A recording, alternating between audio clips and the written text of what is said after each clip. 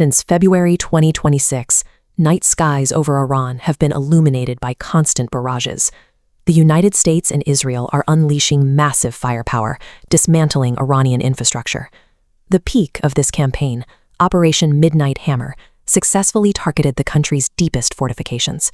Space Force monitoring confirms that Iran's primary nuclear sites and stockpiles of enriched uranium have been totally leveled. At the very top, the regime has suffered a decapitating blow.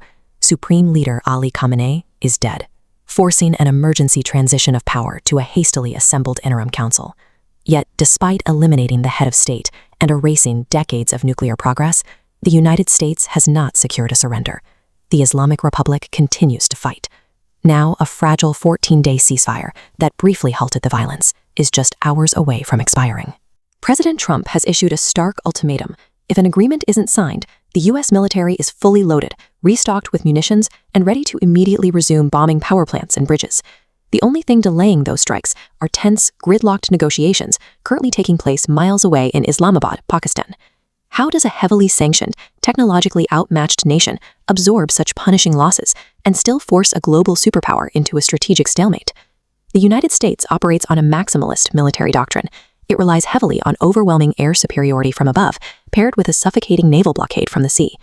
American forces have effectively blockaded the blockaders, locking down Iran's ports to completely sever the nation's commercial lifelines and oil export routes. We can see this enforcement in action. Just recently, U.S. Indo-Pacific Command intercepted the MT Tiffany, a stateless tanker operating in the Dark Fleet to transport sanctioned Iranian crude. The logic here is straightforward.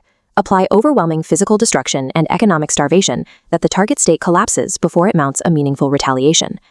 Iran counters with geographic asymmetry.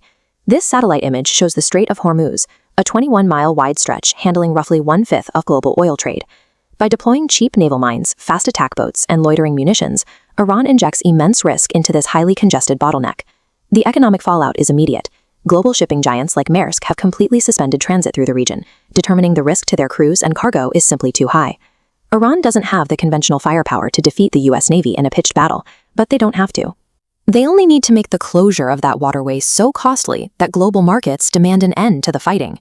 The ultimate escalation would be a full-scale U.S. ground invasion to clear the Iranian coast. Yet American military planners are extremely hesitant to put boots on the ground. The reason is a strategy called mosaic defense. Instead of a vulnerable central command, Iran has shattered its territory into 31 decentralized sectors.